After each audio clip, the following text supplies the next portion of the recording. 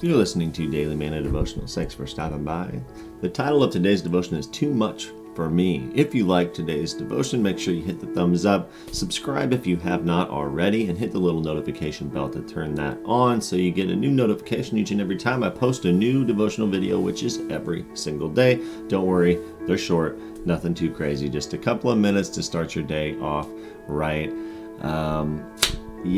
Also you can shoot me an email at dailymannamedia@gmail.com if you have something a little more in depth that you want to talk about, questions about becoming a Christian, prayer requests, personal things, just need somebody to talk to, whatever. Shoot me an email and I will get back to you.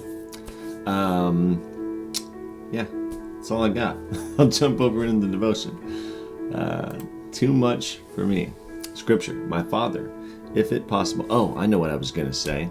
I was going to say, sorry that today's devotion, I'm filming this for tomorrow morning. So today's devotion was actually a little bit late, and I apologize for that because my internet was down. So that's why the devotion didn't come out at the normal scheduled time this morning. Anyway, so I'll film this one now so that way I can get it out at the correct time in the morning tomorrow.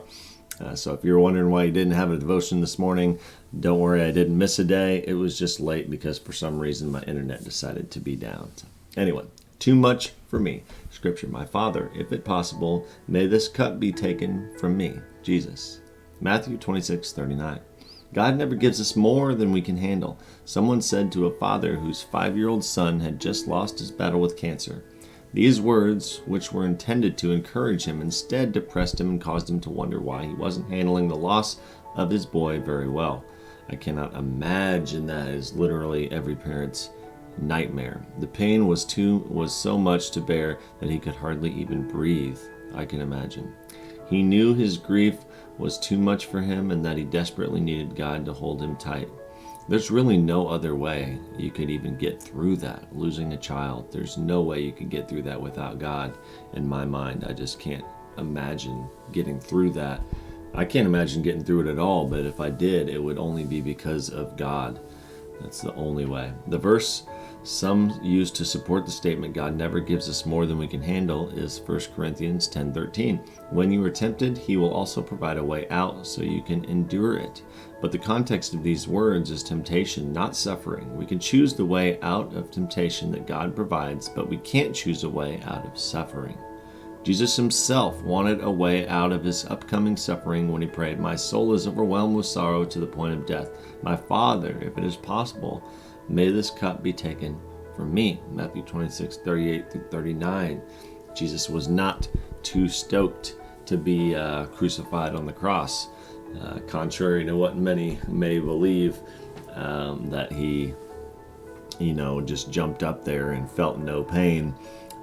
No, he was not excited about the suffering that he knew was coming, and he did ask God if there was any other way that it could be done so that he didn't have to go through it.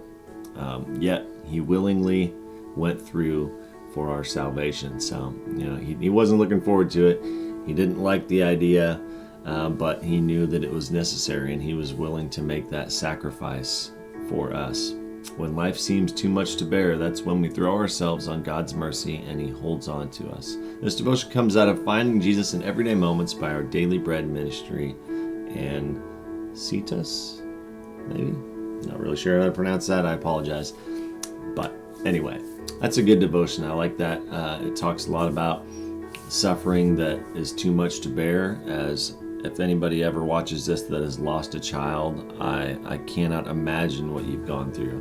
And I literally pray almost every day just for people in the world that have lost a child, because it is so unbearable to even think about. That my heart really goes out to people like that. If I ever become super rich, I've thought many times that if I ever get super rich, I would start some kind of charity and give money to people that have lost children or that are going through cancer with their children, stuff like that. Because to me, there's just nothing else that could possibly compare to that. To having your child be gravely ill or losing them. I just can't imagine it. And it really hits home with me for some reason, and I think about it a lot. So I spend a lot of time praying for those people that are going through that or have gone through that, and that God would somehow find a way to help them find hope in such a hopeless situation. But as the Bible tells us in this devotion, it talks about, when you're tempted to give up, trust God, and that God's mercy and God holding us close is a way to get through even the toughest things like that. So, and like it says in the devotion here too, Jesus suffered as well.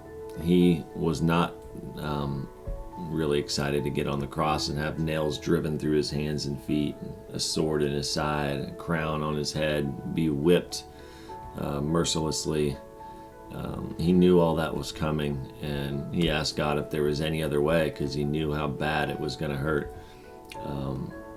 But ultimately, he willingly got up there and did it just so we could go to heaven. So that's quite the sacrifice, and that's what it took to pay our way into heaven. And because of that, we should trust him and trust that whatever it is that we're going through, he can get us through it. Just like Jesus got through that, we can get through whatever it is that we're going through with God's help. So thanks for listening. Have a fantastic day. It was a little bit depressing of a devotion. I apologize. Sorry. My mind was just going there, and the devotion kind of has a little bit of a dark side to it, but the light is God and Jesus, and knowing that, there is an end to the suffering. There is a light at the end.